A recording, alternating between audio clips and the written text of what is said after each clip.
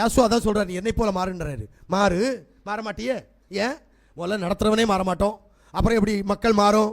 அப்ப உன்கிட்ட ஏதோ குறை இருக்கிறது, அந்த குறையை விட்டு நீ வெளியில வரணும். அதனால தான் சொல்றார், உலகத்தில் உங்களுக்கு உபத்திரம் உண்டு, ஆனா திடன் கொண்டு ஜெயிக்கணும். அல்லேலூயா. அப்போஸ்தலருடைய புத்தகம் 14ஆம் அதிகாரம் 22வது வசனத்தை வாசிக்கிற போது, சீஷருடைய மனதை திடப்படுத்தி விசுவாசத்திலே நிலை நிற்கும்படி அவர்களுக்கு புத்தி சொல்லி நாம் அநேக உபத்திரவங்களின் வழியா தேவனுடைய ராஜ்யத்தில் பிரவேசிக்க வேண்டும் என்று சொன்னார்கள். ஒரு ரகசியத்தை ஒண்ணு சொல்லி விட்டார் தெரியுமா உங்களுக்கு? உபத்திரவம் இல்ல அப்படின்னா தேவனுடைய ராஜ்யம் இல்ல. நீ உபத்திரவத்தினுடைய ஊடாய் தேவனுடைய ராஜ்யத்திற்குள் பிரவேசிக்க போகிறாய். இப்ப நினைப்பாங்க, எனக்கு மோளுக்கும், எனக்கு மோனுக்கும், எனக்கு புருஷனுக்கும், எனக்கு பொண்டாட்டிக்கும், எனக்கு அம்மை அப்பருக்கெல்லாம் சண்டை வருது, அதனால நான் பரலோகத்துக்கு போயிடுவேனா? இல்ல.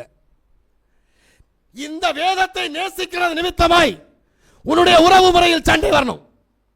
இந்த வேத சட்டத்தினுடைய ஊடாய், தேவ சமூகத்தின் ஊடாய் பிசாசுடைய சந்ததியோடு நீ எதிர்த்து நிற்கணும். அப்படி எதிர்த்து நிற்கிற போது உனக்கு தேவனுடைய ராஜ்யம். அதை விட்டுட்டு உனக்கு சாதகமா நீ போய் அங்க உட்கார்ந்துட்டு இருந்தேன்னா அங்கெல்லாம் தேவனுடைய ராஜ்யம் உனக்கு கிடைக்காது. பிரைஸ் யாசுவா. அல்லேலூயா. இப்ப என்ன சொல்றாரு அப்படின்னா, சீசர்களுக்கு உபத்திரம் வந்துச்சு. உங்களுக்கு தான் தெரியுமே, அப்போஸ்தலர் 5ஆவது அதிகாரம் நினைக்கிறேன், 27, 78, 29 நினைக்கிறேன். அங்க பாத்தீங்கன்னா சீசர்களை கூப்பிட்டு, யாசுவா மீசியா நாமத்தை மட்டும் சொல்லாத, வேற என்ன வேணாலும் செய், அற்புதம் செய், அடையாளம் செய், என்ன வேணாலும் செய், அந்த நாமத்தை மட்டும் சொல்லாத. உடனே இங்க இவங்க சொல்லுவாங்க, தமிழ் பைபிள்ல இயேசுன்னு இருக்குது, அப்ப எருசலேம்ல இயேசுன்னு இருக்கா, இன்னைக்கு போய் பார்த்துட்டு வா. இல்ல ஜீசஸ்னா அவனுக்கு யாருன்னு தெரியுமான்னு பார்த்துட்டு வா. இல்ல தெரியாது. அங்க சொல்லப்பட்ட பேர் யாசுவா. அப்போஸ்தலரை வரவழைத்து அவர்களை அடித்து உதைத்து சித்திரவதை பண்ணி ஜெயிலில் போட்டுட்டு விடுதலை செய்யணும்னா இந்த நாமத்தை யாருக்கும் சொல்லாத, வேற என்ன வேணாலும் பேசு, அவருடைய இரத்த பழியை எங்கள் மேல் சுமத்தாதே என்று சொல்லி அவர்களை என்ன செய்தார்கள்? கடிந்து கொண்டார்கள். யாசுவா மீசியாவுடைய நாமத்தை சொல்லக்கூடாது என்று சொன்னார்கள். இயேசுவின் நாமத்தை அல்ல, ஜீசஸ் நாமத்தை அல்ல, யாசுவாவுடைய நாமத்தை சொல்லக்கூடாது. இப்ப இன்னைக்கு இந்த யாசுவா மீசியாவுடைய நாமத்துல நீ சாட்சியா நிக்கணும். வேதங்கள் ஒன்று அந்த பேரை மறைக்கலாம், சரித்திரங்கள் அந்த பேரை மறைச்சிடலாம், ஆனா அது மறையாது. பிரைஸ் யாசுவா. உண்மை சொல்றேன், 14 வருஷத்துக்கு முன்னாடி ஒண்டியா ஒத்தைக்கு நின்று கன்னியாகுமரி மாவட்டத்தில் நின்று கத்துனேன். இன்னைக்கு மூல முடுக்கு எல்லாம் யாசுவா யாசுவான்னு சொல்றான், தெரியாதவனும் அறிந்து கொள்கிறான். நேற்றுக்கு என்னுடைய சகோதரர் வந்து சொன்னார், அவருக்கு யாசுவா யாருன்னு தெரியுமா, ஆனா அவர் இயேசுவா தான் நம்புவாரா. தெரியுதா? எனக்கு அது போதும். நியாய தீர்ப்புக்கு அதுதான் வேணும். தேவன் அவனுக்கு நியாய தீர்ப்பு கொடுக்கிறதுக்கு அதான் வேணும். நல்லா புரிஞ்சுடுங்க, எனக்கு அது போதுமே. அறிவிக்கப்பட்ட நாமம் கடந்து போயிருக்கிறது, அவன் ஏற்றுக்கொள்ளுகிறானா கொள்ளலையா அது அவன் பாடும், கடவுளுடைய பாடும். நம்ம பாடு என்ன? அறிவிக்க வேண்டியது. யாசுவா மீசியாவுடைய நாமம் அறிவிக்காத இடத்தில் நாமத்தை அறிவிப்பதுதான் உன்னுடைய சுவிசேஷம். யாசுவா, இதுதான் உன்னுடைய வேலை. அப்ப நம்ம என்ன செய்வோம்? அறிவிச்சிட்டு போயிட்டே இருப்போமே. உண்மை சொல்றேன், இன்னைக்கு மூல முடுக்கெல்லாம் இருக்குதே, அங்கங்க வந்துருச்சே. சென்னை பட்டணத்தில் ஒரு பெரிய சபை நடந்துட்டு இருக்குது, கோயம்புத்தூர்ல சபை நடக்குது, நல்லா புரியுங்க, வெளிநாட்டில் சபை நடக்குது. ஏன்? பக்கத்தில் இருக்க திருநெல்வேலியில் சபை நடக்குது. ஏன்னு கேட்கிறேன். எப்படி? விசுவாசிகள் அங்கங்க இருக்கிறாங்க. ஏன்? தேவன் ஒண்டியா கத்திரையும் பார்த்தீங்களா, அவர் அந்த சத்தத்திற்கு பலன் கொடுக்க ஆரம்பித்தார். உங்களுடைய உதவியினால் செய்திகள் இன்னைக்கு 2000 பக்கத்தில் செய்திகள் இன்னைக்கு என்ன செய்தி யூடியூப்ல போயிட்டு இருக்குது. பார்க்கிறவனுக்கு வித்தியாசம் இருக்குது. பார்க்கிறவன் செய்தியை கேட்கிறான், கேட்டுட்டு நமக்கு ஃபோன் பண்றான். ஒண்ணுல திட்டத்துக்கு ஃபோன் பண்ணுவான், இல்லது இது நல்லதுன்னு சொல்றதுக்கு ஃபோன் பண்ணுவான். 2 கோஷ்டி இருக்குதுங்க. ஆனா செய்தி போகுது பார்த்தியா, இதனுடைய பலன் உனக்கு உண்டு, இதனுடைய நன்மை உனக்கு உண்டு. அப்ப நீ அதுல தைரியமா இருக்கணும். எனக்கு எங்கெங்கிருந்தோ நன்மைகள் உண்டாகிறது, எங்கிருந்தோ பலன் உண்டாகிறது, அதுக்காக நான் என் தேவனை துதிக்கிறேன் அப்படின்னு சொல்லிட்டு நீ துதிச்சேன்னா அந்த பலன் உனக்கு வந்துடும்.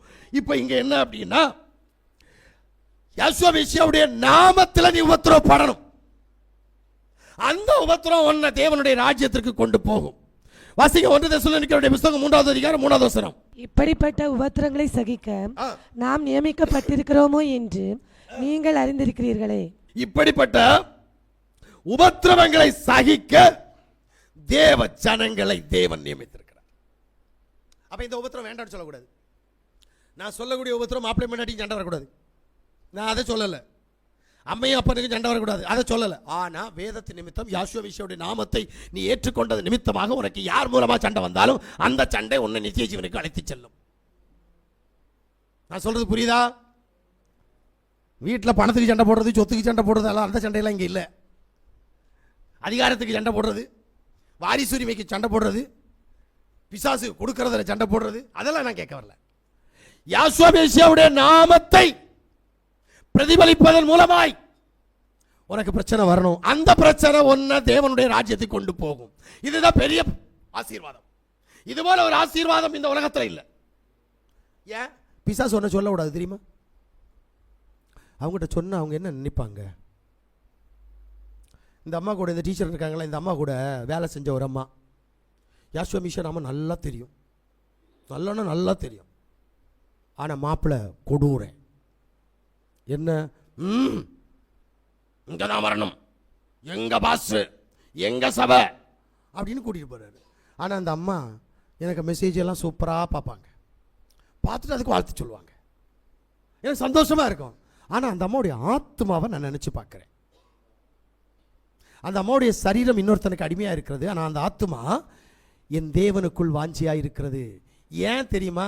நாம இந்த செய்தியை நீங்கள் போடுறதுனால, இந்த செய்தி போறதுனால, அந்த செய்தியை கேட்கிற போது அவர்களுக்கு அந்த செய்தி இன்பத்தையும் ஆசீர்வாதத்தையும் பலனையும் கொடுக்கிறது. அது உபத்திரவத்தில் இருக்கு, போராட்டத்தில் இருக்கு. இந்த போராட்டம் ஒரு நாள் அவர்களை தேவனுடைய ராஜ்யத்திற்கு சொந்தக்காரனாக மாற்றும். அதனுடைய காரியங்களை செய்யும் போது, அல்லேலூயா, இதான் உண்மை. உண்மையை என்கிட்ட பேசுற நேரம் தெரியும் சார், நீங்க எப்படி இப்படி பேசுறீங்க சார், எல்லா பாஸ்டர் மாதிரி பேச மாட்டேங்கிறீங்க, நீங்கள் வித்தியாசமாக பேசுகிறீங்க. ஆமாம், வித்தியாசமாக தேவன் கொடுக்குறான்னு நான் வித்தியாசமாக பேசுகிறேன். அவன் ஒத்த வாக்கியத்தை வச்சு பேசிகிட்டு இருக்கேன், நான் அப்படி இல்லை, என் தேவனுடைய வார்த்தையை வச்சு பேசிகிட்டு இருக்கிறேன். அவ்வளோதான் வித்தியாசம். ஆமீன்.